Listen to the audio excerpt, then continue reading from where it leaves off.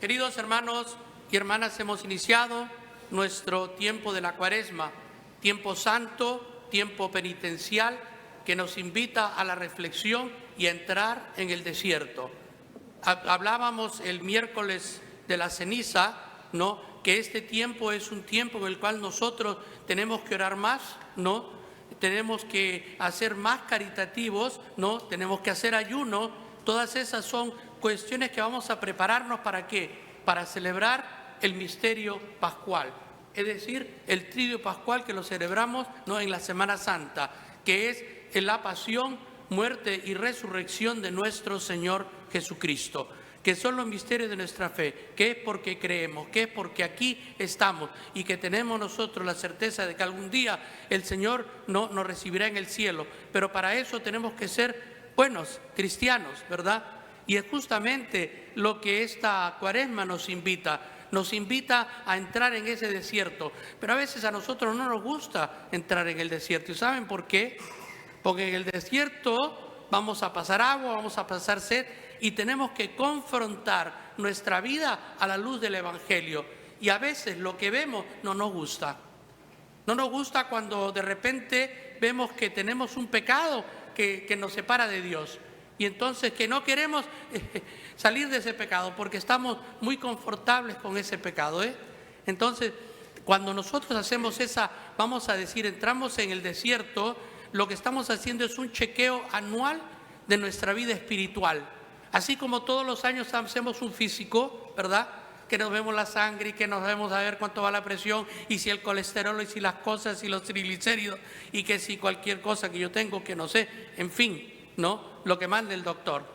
Pero aquí cuando entramos en el desierto, que es esta Cuaresma, ¿qué es lo que pasa? Estamos viendo, vamos a chequear, ¿no?, cómo está mi presión arterial con el Señor, ¿no? Si yo realmente estoy siendo una persona de fe, si yo estoy viviendo mi vida de fe, si yo estoy creciendo espiritualmente, si yo estoy cumpliendo con los mandamientos, si yo estoy actuando como un buen cristiano o simplemente soy un cristiano que viene a la iglesia, pero que cuando yo me voy para afuera digo, Señor, nos vemos la próxima semana, ¿no?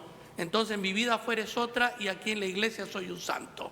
No se trata de ser eso. La Cuaresma nos invita a ser gente de integridad, que tengamos una moral completa en cada momento de nuestra vida. Y es por eso que aquí nos presenta las tentaciones del Señor. ¿Qué pasa? En el primer domingo siempre vamos a hablar de las tentaciones que Jesús tuvo que pasar. Primero, cuando vemos lo que pasa es que Jesús acaba de ser bautizado, ¿no? Está lleno del Espíritu Santo y dice que el Espíritu Santo, ¿no?, fue conducido él por el Espíritu Santo hacia el desierto para pasar 40 días.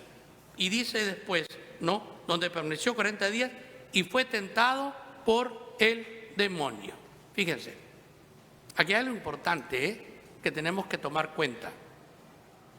Muchas veces he escuchado que Dios nos envía tentaciones. No es así. Dios no te envía ninguna tentación. Dios está contigo en la tentación. Y Dios te dice que no hay tentación más fuerte de la que tú no puedas superar. Esto lo tenemos que tener bien claro, porque le echamos la culpa a Dios hasta de nuestros propios fracasos, Y nuestros fracasos son nuestros, porque el Señor nos está dando los elementos para poder vencer las tentaciones. ¿Y cuáles son? La oración, el ayuno, la penitencia, el ser mejores cristianos, el abrirnos hacia los demás, y poder hacer las obras de misericordia que el Señor requiere que hagamos. Así nosotros fortalecemos nuestro espíritu, nuestra vida espiritual y podemos vencer las tentaciones. Pero ¿cuáles son las tentaciones que vamos a recorrer porque son importantes? Nos dicen que Jesús permaneció 40 días y después de los 40 días tuvo hambre. Vaya que el Señor es fuerte, Yo 40 minutos ya tengo hambre. Así que, pero que es cierto, yo no sé, una de las cosas que no sé, yo no sé si les pasa a ustedes, pero cuando llego a mi casa en la noche soy un devorador del refrigerador. Sale el monstruo al comer, digo yo, porque puedo hacer el ayuno todo el día, no hay problema cuando estoy ocupado, Pero llega la noche y me siento y digo, ahí está atrás el refrigerador, y ahí está atrás el refrigerador, hasta que me paro y veo que hay adentro, ¿verdad? Y después, pues ahí vamos a atacarlo, ¿no? Pero ahí está. Entonces, en eso hay que trabajar, ¿verdad? Pero ¿qué es lo que dice el Señor? ¿Y qué es lo que dice el diablo? Primero, ¿no? Viene, y el diablo no se presenta como una persona mala, ¿eh? No se presenta con los cuernos ni oliendo a azufre, ¿no? Se presenta simplemente como alguien que viene a aconsejarlo. Ay, tienes hambre y tú eres el Hijo de Dios. Primero, el diablo conoce quién es el Señor, ¿eh? Y el diablo nos conoce qué patita floja tenemos, ¿eh? Y ahí es donde va a atacar. Es decir, no va a ir por las...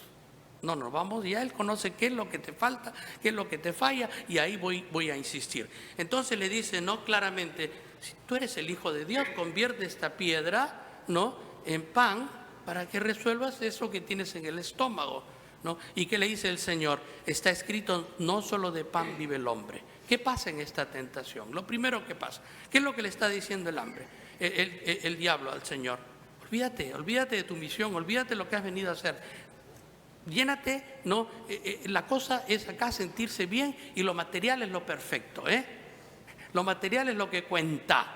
Cuenta lo que en este instante vas a sentir, no lo que viene después, no lo que va. Entonces, cada vez que nosotros estamos tentados, ¿no?, el Señor nos acompaña, pero si nosotros vencemos la tentación, vamos a ser más fuertes. Pero aquí el problema es que está diciendo claramente, ¿no?, al Señor que tiene que vivir una vida material y de satisfacciones, ¿eh? Tenemos que satisfacer todo lo que nosotros a veces tenemos. Tenemos que satisfacer nuestros wants, todo lo que nosotros deseamos, ¿no? Y lo que lo que no tenemos, ¿no? Entonces, ¿y eso qué nos va a traer? Yo soy convencido de que las cosas materiales te pueden traer cierto nivel de satisfacción, pero no te traen la felicidad, ¿eh? No te van a traer la felicidad. Si estamos pensando que con cosas materiales vamos a llenar nuestro vacío espiritual, estamos en un error, porque siempre vamos a estar vacíos. Podemos meterle todo lo que queramos, todo el mundo entero lo podemos meter ahí y no lo vamos a llenar. Eso se llena solamente con el amor de Dios, ¿eh? Así que ya sabemos claramente que no es lo espiritual. Después, ¿qué es lo que tenemos también en este momento? Cuando yo tengo una tentación, a veces el pecado ha sido relativizado, ¿eh? Entonces, ¿por qué? Porque el pecado no es pecado si no hago daño a nadie. Y esto lo dice el mundo. Vamos, es que hay que ser felices, ¿no? Entonces, si no das a nadie, entonces no eres pecado. No, yo lo que estoy enterado es que el pecado, el Señor nos dio el código moral, que es de los 10 mandamientos, ¿verdad? Y esos 10 mandamientos están tan vigentes como cuando se los dio a Moisés en el Monte Alto, ¿eh?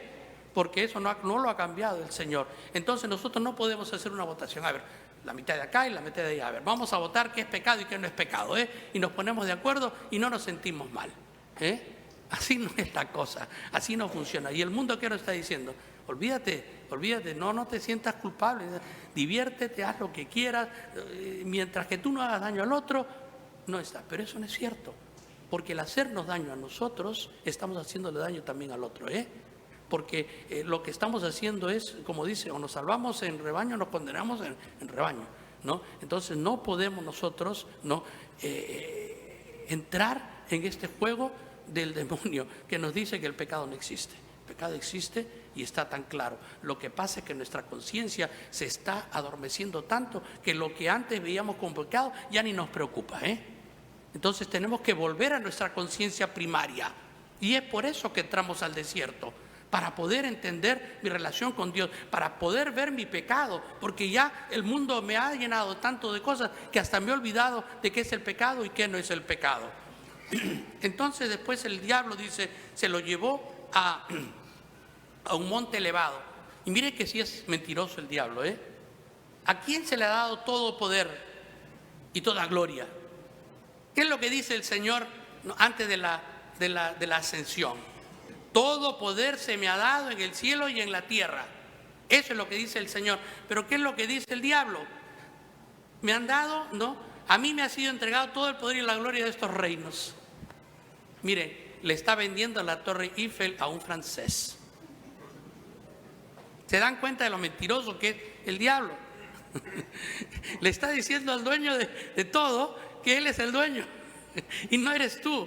Y dice, arrodíllate y adórame, ¿verdad?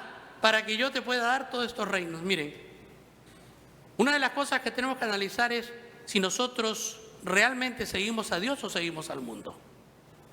¿Qué es lo que nos impulsa todos los días a salir corriendo de esa cama y salir a trabajar? ¿Qué es lo que nos impulsa? El deseo de dinero, el deseo de poder, el deseo de fama, el deseo de yo qué sé. Es que yo vivo mi vida de acuerdo a los mandamientos de Dios y me impulsa a mí cumplir, ¿no?, todos los mandamientos de Dios, y cualquier cosa que yo haga la hago en nombre del Señor y para santificarme, no para condenarme. Esto es lo más importante que yo tengo que ver. Entonces, cuando le dice, te ofrezco todos los reinos del cielo, pero tienes que arrodillarte. A veces nosotros queremos saltar etapas, queremos ir más rápido, ¿no? Y tenemos esa tentación de ir por lo falso, de ir por lo que no es auténtico, de ir por lo que rápidamente consigo, ¿no?, el poder y la gloria. Entonces, al final, ¿qué terminamos? Peor que antes, ¿no? Destruidos moralmente, destruidos espiritualmente y destruidos no solamente en mi relación con Dios, sino con todo el mundo. Entonces, esto es importante entenderlo, ¿no?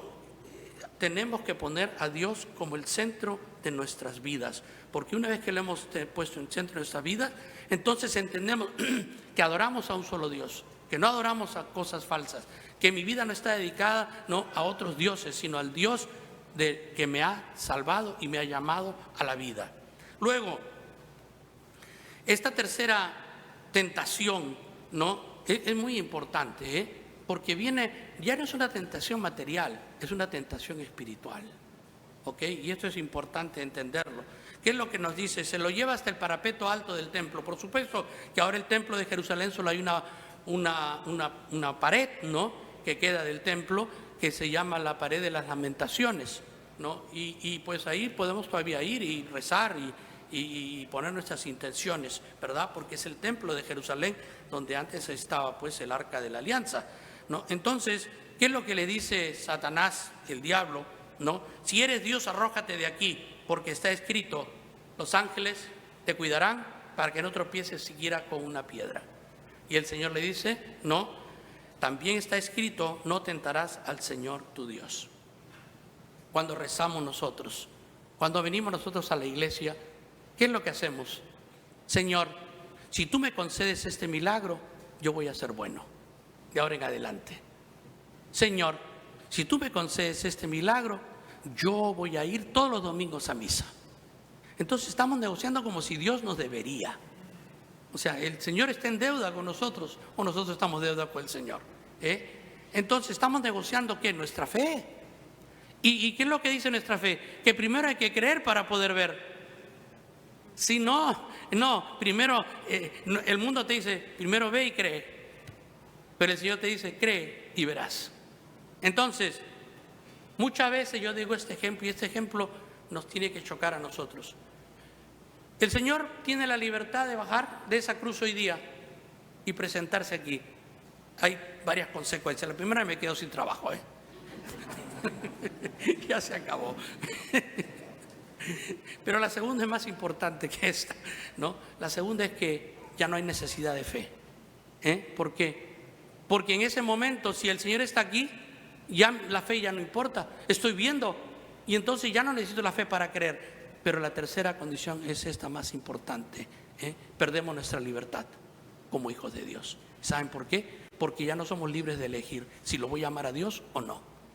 Y eso es precisamente lo que quiere el Señor que hagamos. Que lo amemos en libertad, que escojamos a Él. Y cuando escogemos en libertad al Señor, entonces vamos a coger su amor y vamos a vivir verdaderamente esta fe y me voy a llenar del Señor. Y como decía yo el miércoles de ceniza, que expliqué claramente cuáles son esos frutos de poder encontrar, de tener ese encuentro con el Señor, es la conversión. Voy a cambiar de vida, voy a vivir hacia el Señor. Pero ¿qué es lo que va a pasar con eso cuando yo cambie de vida? Voy a tener una purificación en el alma, voy a crecer espiritualmente. Mi conciencia va a ser más consciente de lo que es bueno y de lo que es malo, de lo que es el pecado y hacia el camino que yo debo seguir. Y esto me va a impulsar a vivir como un verdadero cristiano, como un verdadero hijo de Dios. ¿Y cuál es el hijo de Dios? ¿Cómo vive un hijo de Dios? Amando en cada momento de nuestra vida, entregándonos hacia el servicio, servicio hacia el que está necesitado de hambre, de compañía, de cualquier cosa, pero mi vida va a ser un servicio hacia el otro. Es decir, ya no me voy a centrar en que todo tiene que ser para mí y que todo tiene que venir hacia mí, sino que ahora el otro es más importante. Y cuando yo consigo que sacarme del centro y poner a Dios en el centro y a mis hermanos, entonces poder servirlos, estoy en el verdadero camino de la santidad y estoy ya casi con un ticket al cielo. Por eso es lo más importante en esta Cuaresma. No tengamos miedo al desierto, al silencio. Encontrémonos con nosotros mismos. Busquemos cómo podemos cambiar nuestra vida, cómo podemos ser mejores cristianos, cómo, si yo realmente estoy viviendo mi vida de fe que me permita relacionarme cada vez más con Jesucristo, o mi vida de fe es simplemente la vida que yo vengo a misa pero afuera tengo otra vida. Entonces estas son las preguntas que yo tengo que hacerme para vivir una verdadera vida de fe, y para poder caminar estos 40 días en esta jornada de conversión. Porque cuando termine esta jornada de conversión y cuando celebremos la Pascua, tenemos que echar una mirada atrás y ver, ¿soy un mejor cristiano que hace 40 días o no pasó nada? Si entramos al desierto, yo les aseguro que vamos a cambiar. Que el Señor nos bendiga.